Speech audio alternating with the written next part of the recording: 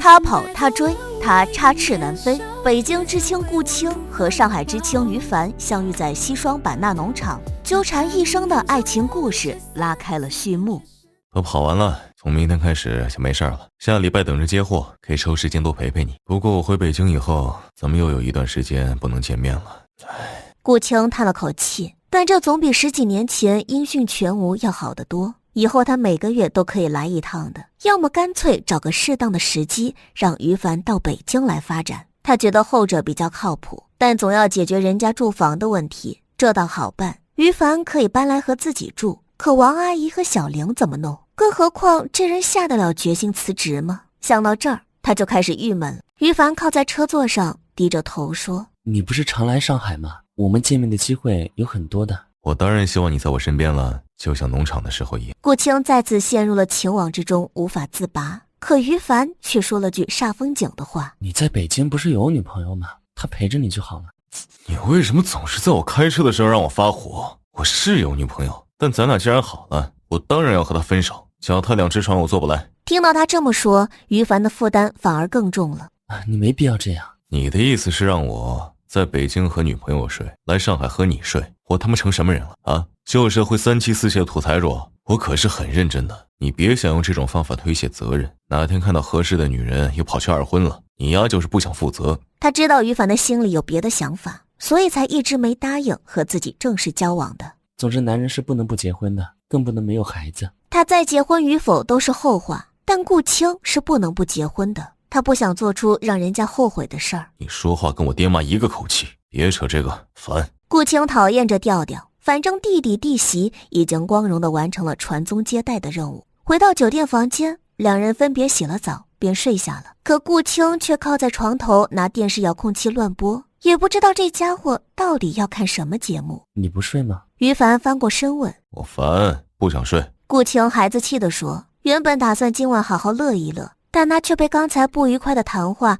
给弄得兴致全无了。别着凉了，我去关窗户。他刚要下床，就让这人拖到了床边，突然来了个含唇湿吻。顾青松开他柔软的嘴唇，耷拉着脸说道：我还要怎么表达我的想法你才明白？我喜欢的人是你，这么多年也没人能替代你的位置，让我和不喜欢的女人结婚，你太残忍了。没你这么干的，你倒是挺合适的。你都快40了，怎么还像个小孩子似的？现在这么相处也挺好的，没必要给彼此套上枷锁。我们过去不就是这样的？不行，我只要和你在一起，有了你，我眼里就容不下别人了。你休想再去勾搭女。顾青没好气地说着，仿佛怀里的人就是自己的老婆一样。别胡思乱想了，来吧。说完就眯起眼睛。你不是喜欢从后面来的吗？今天要换姿势了。我想看着你。以前他之所以喜欢后面，多半是因为不好意思，可现在年纪都一大把了，就没必要害臊了。一番被翻床晃之后，于凡的身体就像被榨干了似的，但却一下子轻松了。咱俩就是最合适的。于凡红着脸问：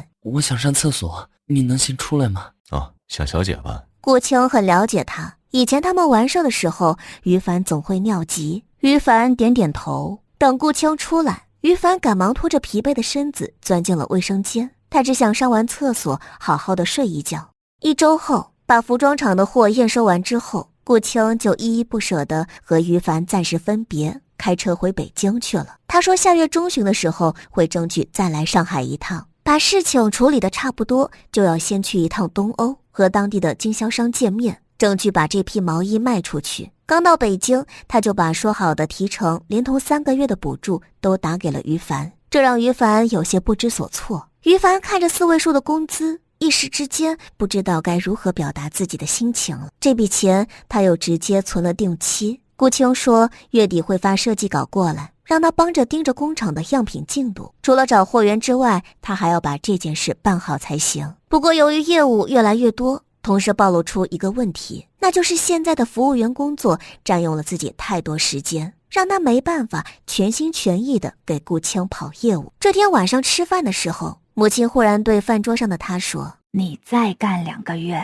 要是情况还好，那就辞职专心跑业务吧。小玲正坐在沙发上看电视，听到奶奶这么说，也插了一句：爸爸，我们班小月的父母都是做业务的，人家都买汽车啦。那个年代可没几家能开得起汽车的。听到女儿和老妈都这么说，再看看吧，现在还不知道我能不能做得来。小顾说的没错，现在不能等着别人给你饭吃，时代变了，得自己去找赚钱的门路。他人不错的，你就跟着他干吧。我知道你担心不稳定，我跟你说，咱家还有些积蓄，我还有退休金呢。做事不要前怕狼后怕虎的，该闯的时候就要闯。还是再等2个月吧，我不想这么草率。如果出了意外，又没了稳定的工作，一家人的生活就会陷入困境。母亲看他还在犹豫，也就没再谈起这个话题，索性